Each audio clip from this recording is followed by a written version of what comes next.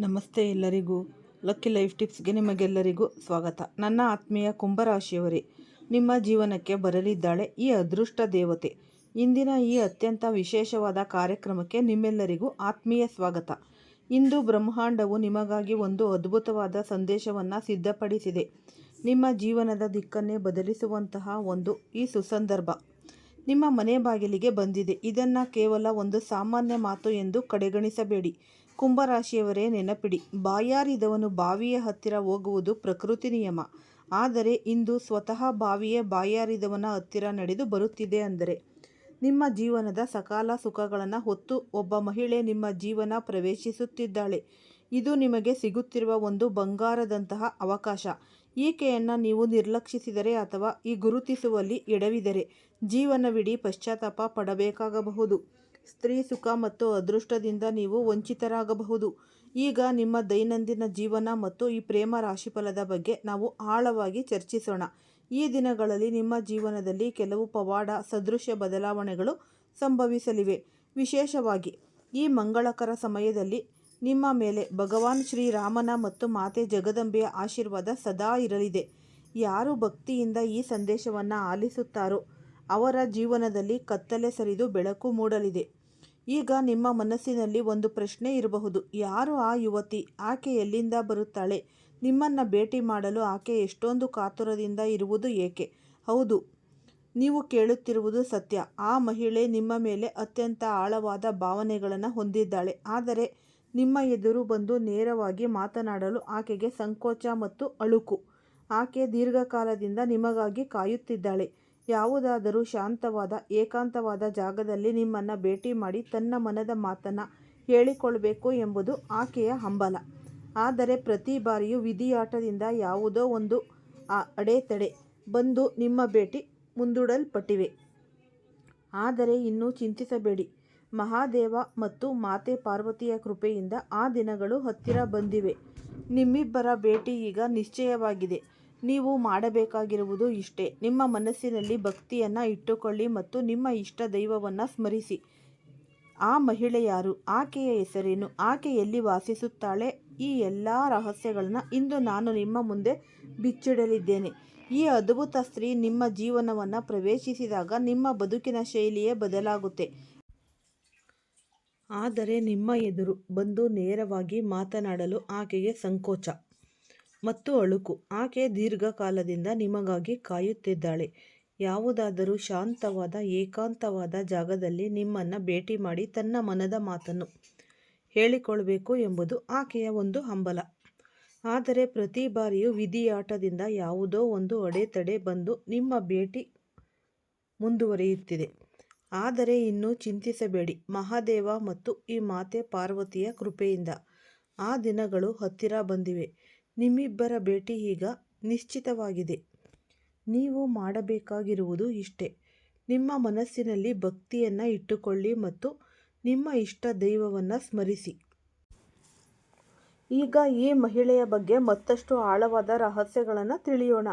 ವಾಸ್ತವವಾಗಿ ಆಕೆ ನಿಮ್ಮನ್ನು ಏಕಪಕ್ಷೀಯವಾಗಿ ಪ್ರೀತಿಸುತ್ತಿದ್ದಾಳೆ. ಸಂಬಂಧದಲ್ಲಿ ಆಕೆ ನಿಮ್ಮನ್ನು ಯಾವುದೇ ರಕ್ತ ಸಂಬಂಧಿ ಆಗಿರುವುದಿಲ್ಲ. ಆದರೆ ಆಕೆಗೆ ನಿಮ್ಮನ್ನು ತನ್ನ ಪ್ರಿಯತಮನನ್ನಾಗಿ ಕಾಣುವಲ್ಲಿ ಯಾವುದೇ ಸಂಕೋಚವಿಲ್ಲ. ನಿಮಗೆ ಇದರ ಅರಿವೇ ಇರುವುದಿಲ್ಲ. ಆದರೆ ಇದು ಪರಮ ಸತ್ಯ. ಈ ಸಮಯದಲ್ಲಿ ನಿಮ್ಮ ಹಿಂದೆ ಒಬ್ಬ ಮಹಿಳೆ ಇದ್ದಾಳೆ. ಆಕೆ ಈಗಾಗಲೇ ವಿವಾಹಿತೆಯೂ ಆಗಿರಬಹುದು. ಇದನ್ನು ಹಾಸ್ಯವೆಂದು ಪರಿಗಣಿಸಬೇಡಿ.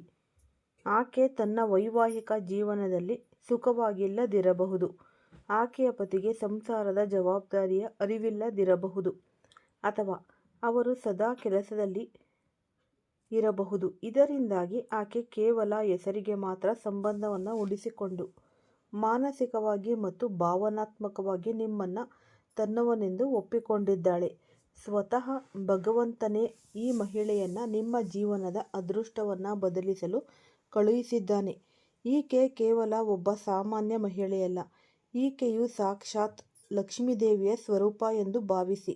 ಯಾರ ಜೀವನದಲ್ಲಿ ಈ ಮಹಿಳೆ ಪ್ರವೇಶಿಸುತ್ತಾಳೋ ಅವರ ಅದೃಷ್ಟವು ವಜ್ರಕ್ಕಿಂತಲೂ ತೇಜಸ್ವಿಯಾಗಿ ಹೊಳೆಯಲು ಪ್ರಾರಂಭಿಸುತ್ತೆ. ರಾತ್ರೋರಾತ್ರಿ ಅವರ ಈ ಭಾಗ್ಯವೇ ಬದಲಾಗುತ್ತೆ. ನೀವು ಕನಸಿನಲ್ಲಿಯೂ ಊಹಿಸದಂತಹ ಯಶಸ್ಸು ಮತ್ತು ಪ್ರಗತಿ ನಿಮ್ಮದಾಗುತ್ತೆ.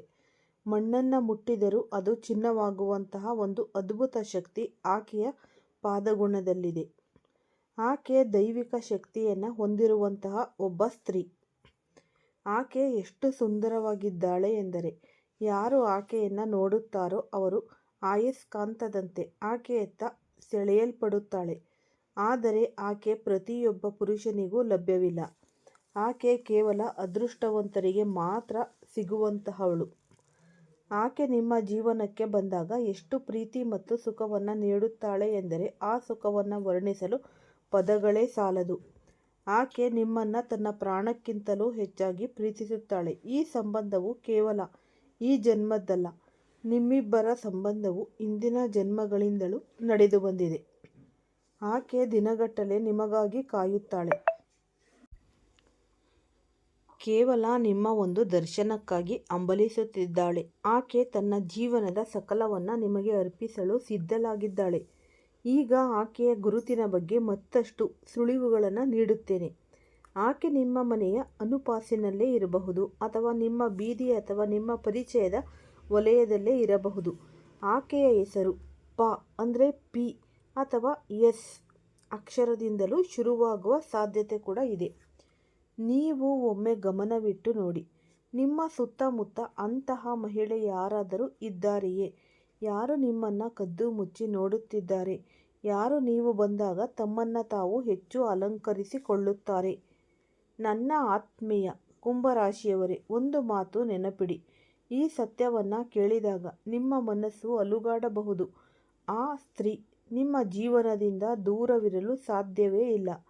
ನೀವು ಎಷ್ಟೇ ಪ್ರಯತ್ನಿಸಿದರೂ ವಿಧಿಯು ನಿಮ್ಮನ್ನು ಒಂದಾಗಿಸುತ್ತೆ. ಈಕೆಯ ಮಿಲನದಿಂದ ನಿಮ್ಮ ಜೀವನದ ಕತ್ತಲೆ ದೂರವಾಗಿ ಸುಖ, ಸಮೃದ್ಧಿ ಮತ್ತು ಶಾಂತಿಯ ಹೊಳೆ ಹರಿಯಲಿದೆ. ಆಕೆ ನಿಮ್ಮ ಪ್ರೇಯಸಿಯಾಗಿ ಬರಬಹುದು, ಪತ್ನಿಯಾಗಿ ಬರಬಹುದು ಅಥವಾ ಅತ್ಯಂತ ಆಪ್ತ ಗೆಳತಿಯಾಗಿ ಬರಬಹುದು. ಆಕೆಯ ಪಾದದ ಗುರುತು ನಿಮ್ಮ ಮನೆಯ ಮೇಲೆ ಬಿದ್ದ ಕ್ಷಣದಿಂದಲೇ ನಿಮ್ಮ ಸ್ಥಗಿತಗೊಂಡ ಕೆಲಸಗಳು ಚುರುಕುಗೊಳ್ಳುತ್ತವೆ. ಆರ್ಥಿಕ ಮುಗ್ಗಟ್ಟುಗಳು ದೂರವಾಗುತ್ತೆ.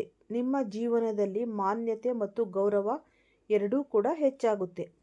ನೀವು ಅನೇಕ ವರ್ಷಗಳಿಂದ ಅನುಭವಿಸುತ್ತಿರುವ ಈ ಒಂದು ಸಂಕಷ್ಟ, ನೋವು, ಕಷ್ಟ, ಅವಮಾನಗಳು, ಈ ಎಲ್ಲ ಅಡೆತಡೆಗಳು ಆಕೆಯ ಗಮನದಿಂದ ಮಂಜಿನಂತೆ ಕರಗಿ ಹೋಗುತ್ತವೆ. ಇದು ನಿಮ್ಮ ಹಿಂದಿನ ಜನ್ಮದ ಪುಣ್ಯದ ಫಲ. ಹಿಂದಿನ ಜನ್ಮದಲ್ಲಿ ನಿಮ್ಮಿಬ್ಬರ ನಡುವೆ ಏನೋ ಒಂದು ಅಪೂರ್ಣತೆ ಉಳಿದಿತ್ತು. ಅದನ್ನು ಪೂರ್ಣಗೊಳಿಸಲು ಈ ಜನ್ಮದಲ್ಲಿ ಆಕೆ ಮತ್ತೆ ಬಂದಿದ್ದಾಳೆ. ಆಕೆ ನಿಮ್ಮ ಅದೃಷ್ಟದ ದೇವತೆ. ಆಕೆಯ ಬರುವಿಕೆಯಿಂದ ಮನೆಯಲ್ಲಿನ ಕಲಹಗಳು ನಿಲ್ಲುತ್ತೆ. ನರಕದಂತಿದ್ದ ವಾತಾವರಣವು ಸ್ವರ್ಗದಂತೆ ಬದಲಾಗುತ್ತೆ. ನಿಮ್ಮ ಮುಖದಲ್ಲಿ ಹೊಸ ಕಳೆ ಮೂಡುತ್ತೆ. ವ್ಯಾಪಾರದಲ್ಲಿ ಲಾಭ, ಉದ್ಯೋಗದಲ್ಲಿ ಬಡ್ತಿ ಮತ್ತು ಸಮಾಜದಲ್ಲಿ ಪ್ರತಿಷ್ಠೆ ನಿಮ್ಮನ್ನು ಹುಡುಕಿಕೊಂಡು ಬರುತ್ತೆ. ಹಲವೊಮ್ಮೆ ಮನುಷ್ಯ ಜೀವನ ಪೂರ್ತಿ ಕಷ್ಟಪಟ್ಟರೂ ಯಶಸ್ಸು ಸಿಗುವುದೇ ಇಲ್ಲ. ಆದರೆ ಒಬ್ಬ ವ್ಯಕ್ತಿಯ ಪ್ರವೇಶದಿಂದ ಎಲ್ಲವೂ ಕೂಡ ಬದಲಾಗುತ್ತೆ. ನಿಮ್ಮ ಜೀವನದಲ್ಲಿ ಆ ವ್ಯಕ್ತಿ ಇವಳೇ ಆಗಿದ್ದಾಳೆ. ನೀವು ಆಕೆಯನ್ನು ಸಾಮಾನ್ಯ ಹುಡುಗಿ ಎಂದು ಭಾವಿಸಬಹುದು, ಆದರೆ ವಾಸ್ತವದಲ್ಲಿ ಆಕೆ ದೈವ ಪ್ರೇರಿತ ಶಕ್ತಿ. ಆದರೆ ಇಲ್ಲಿ ಒಂದು ಪ್ರಮುಖ ಎಚ್ಚರಿಕೆ ಇದೆ. ಆಕೆ ನಿಮ್ಮ ಜೀವನಕ್ಕೆ ಬಂದಾಗ ನೀವು ಆಕೆಯನ್ನು ಗೌರವಿಸಬೇಕು. ಆಕೆಯೊಂದಿಗೆ ಪ್ರೀತಿ ಮತ್ತು ನಯದಿಂದ ವರ್ತಿಸಬೇಕು. ಒಂದು ವೇಳೆ ನೀವು ಆಕೆಯನ್ನು ಅವಮಾನಿಸಿದರೆ, ಈರ್ಷೆಯಿಂದ ನೋಡಿದರೆ ಅಥವಾ ಆಕೆಯೊಂದಿಗೆ ಜಗಳವಾಡಿದರೆ ನಿಮ್ಮ ಅದೃಷ್ಟವು ತಲೆಕೆಳಕಾಗಬಹುದು. ಮನೆಯಲ್ಲಿ ಮತ್ತೆ ಅಶಾಂತಿ ಮೂಡಬಹುದು, ಸಂಪತ್ತು ಕೈತಪ್ಪಿ ಹೋಗಬಹುದು. ಆದ್ದರಿಂದ ಆಕೆಯನ್ನು ಗೌರವಿಸುವುದು ನಿಮ್ಮ ಮೊದಲ ಕರ್ತವ್ಯ. ಈಗಿನ ನಿಮ್ಮ ಪರಿಸ್ಥಿತಿ ನನಗೆ ತಿಳಿದಿದೆ. ನೀವು ಹಣದ ಸಮಸ್ಯೆ, ಮಾನಸಿಕ ಒತ್ತಡ ಅಥವಾ ಆಪ್ತರಿಂದಲೇ ಮೋಸ ಹೋಗಿರಬಹುದು. ದೇವರಿಲ್ಲ ಎಂದು ನೀವು ನೊಂದುಕೊಂಡಿರಬಹುದು. ಆದರೆ ನೆನಪಿಡಿ, ದೇವರ ಮನೆಯಲ್ಲಿ ತಡವಾಗಬಹುದು, ಆದರೆ ಅನ್ಯಾಯವಿಲ್ಲ. ನಿಮ್ಮ ಈ ಒಂದು ಕಠಿಣ ಕಾಲವನ್ನು ಅಂತ್ಯಗೊಳಿಸಲು ಮತ್ತು ನಿಮ್ಮನ್ನು ರಕ್ಷಿಸಲು. ಮತ್ತು ಈಗಿನ ನಿಮ್ಮ ಪರಿಸ್ಥಿತಿ ನನಗೆ ತಿಳಿದಿದೆ. ನೀವು ಹಣದ ಸಮಸ್ಯೆ, ಮಾನಸಿಕ ಒತ್ತಡ ಅಥವಾ ಆಪ್ತರಿಂದಲೇ ಮೋಸ ಹೋಗಿರಬಹುದು. ಈ ದೇವರಿಲ್ಲ ಎಂದು ನೀವು ನೊಂದುಕೊಂಡಿರಬಹುದು. ಆದರೆ ನೆನಪಿಡಿ, ದೇವರ ಮನೆಯಲ್ಲಿ ತಡವಾಗಬಹುದು, ಆದರೆ ಅನ್ಯಾಯವಿಲ್ಲ. ನಿಮ್ಮ ಈ ಒಂದು ಕಠಿಣ ಕಾಲವನ್ನು ಅಂತ್ಯಗೊಳಿಸಲು, ನಿಮ್ಮನ್ನು ರಕ್ಷಿಸಲು ಆ ದೇವರು ಈ ಕನ್ಯೆಯನ್ನು ನಿಮ್ಮ ಬಳಿಗೆ ಕಳುಹಿಸಿದ್ದಾನೆ. ಕುಂಭರಾಶಿಯ ಮಿತ್ರರೇ, ನಂಬಿಕೆ ಇಡಿ. ಜೀವನದ ಈ ಒಂದು ಹೊಸ ತಿರುವು ನಿಮ್ಮನ್ನು ಉತ್ತುಂಗಕ್ಕೆ ಕೊಂಡೊಯ್ಯಲಿದೆ.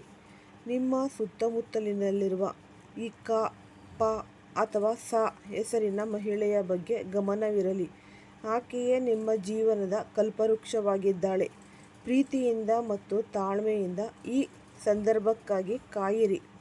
ನಿಮ್ಮ ಜೀವನದಲ್ಲಿ ಇನ್ನು ಮುಂದೆ ಕೇವಲ ಸಂತೋಷ ಮತ್ತು ಯಶಸ್ಸು ಮಾತ್ರ ಇರಲಿದೆ. ಮುಂದಿನ ದಿನಗಳಲ್ಲಿ ಈ ಬಗ್ಗೆ ಮತ್ತಷ್ಟು ಆಳವಾದ ವಿಷಯಗಳನ್ನು ನಾವು ಚರ್ಚಿಸೋಣ.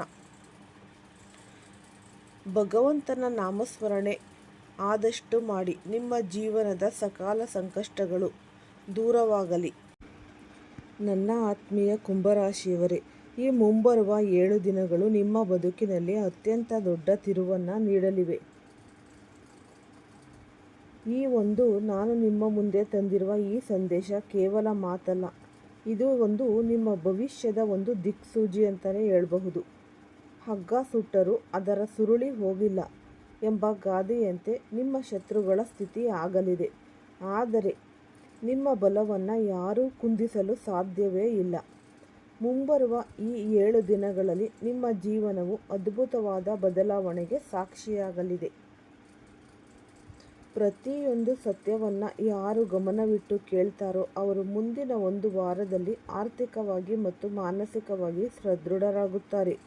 ಒಂದು ವೇಳೆ ನೀವು ಅದನ್ನು ನಿರ್ಲಕ್ಷಿಸಿದರೆ ಮುಂದೆ ಎದುರಾಗುವ ಸವಾಲುಗಳಿಗೆ ನೀವೇ ಜವಾಬ್ದಾರರು ಆಗಬೇಕಾಗುತ್ತೆ.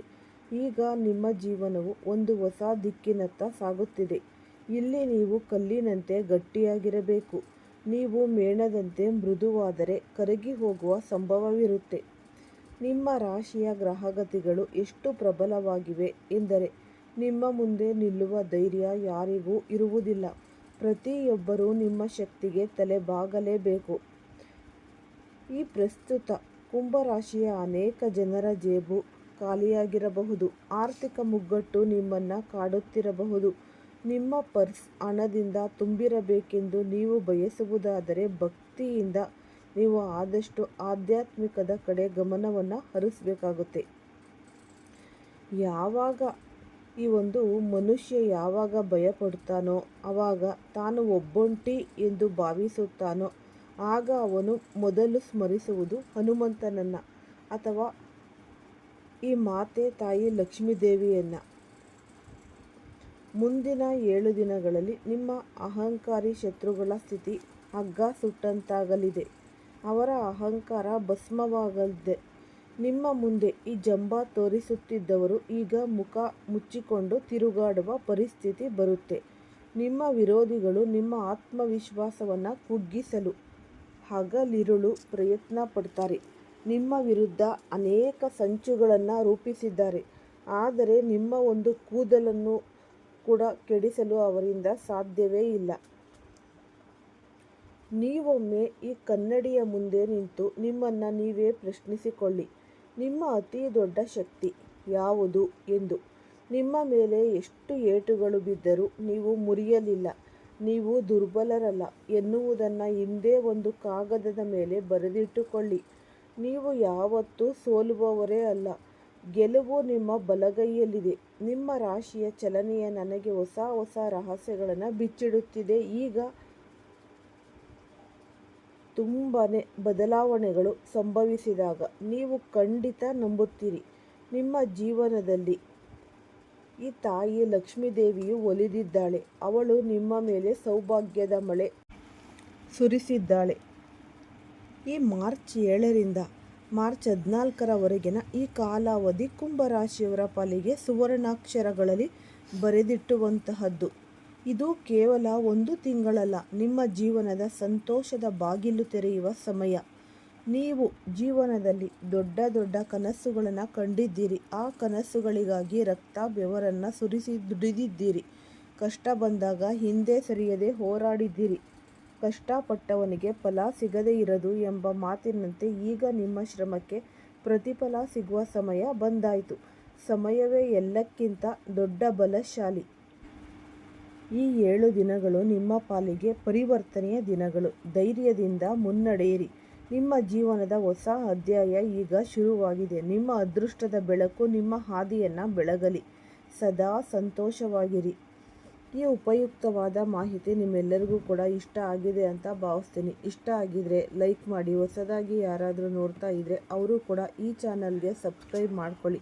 ಹೆಚ್ಚು ಈ ರಾಶಿಯವರು ಯಾರೆಲ್ಲ ಇದ್ದೀರಾ ಅವರು ಹೆಚ್ಚಾಗಿ ಎಲ್ಲರಿಗೂ ಸಹ ಈ ವಿಡಿಯೋವನ್ನು ಶೇರ್ ಮಾಡಿ. ಕತ್ತಲೆಯಿಂದ ಬೆಳಕಿನ ಕಡೆಗೆ ಅವರು ಸಹ ಬರಲಿ.